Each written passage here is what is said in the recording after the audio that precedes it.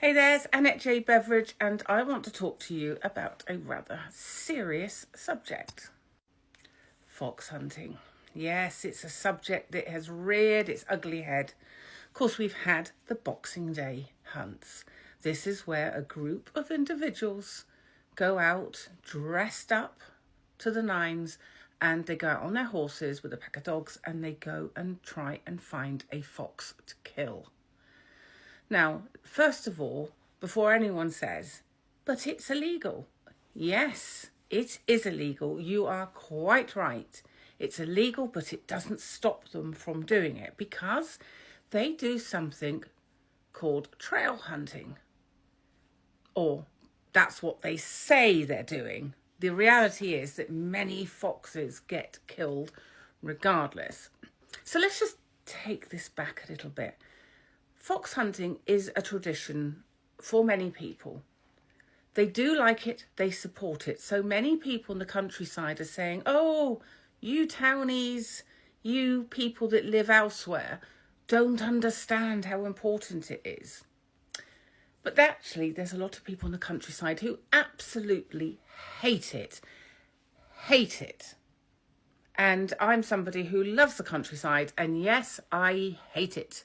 There is no sitting on the fence for me. It's an absolute no.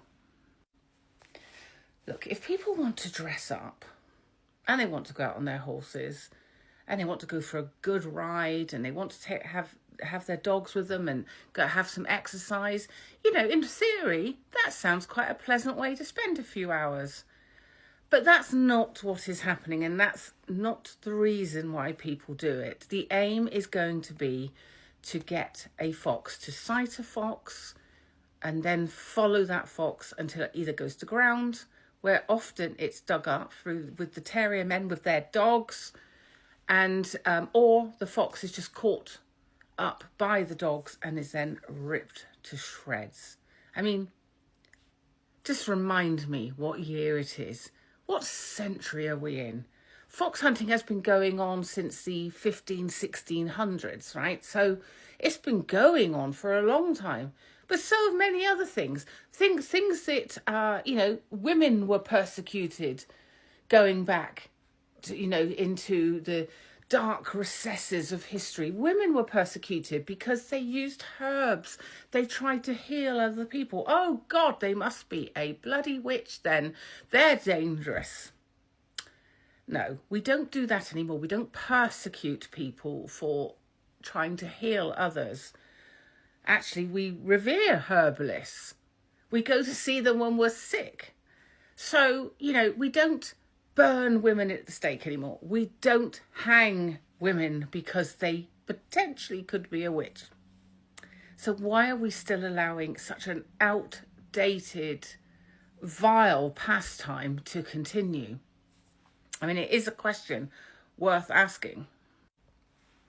Now, the UK government has said that it's going to ban trail hunting, and for me, yippee, at last, finally, let's put an end to it.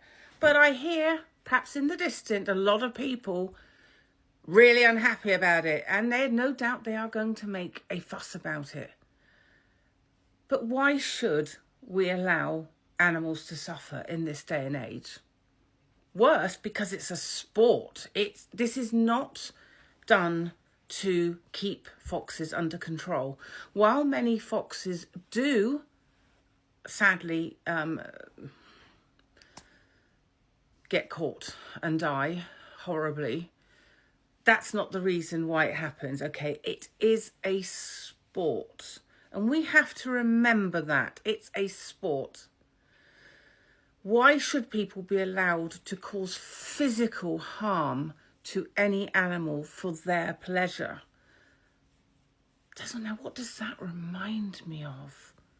People killing for pleasure, people killing animals for pleasure, then killing other things for pleasure. That was my cat just jumping across me. Did you see that?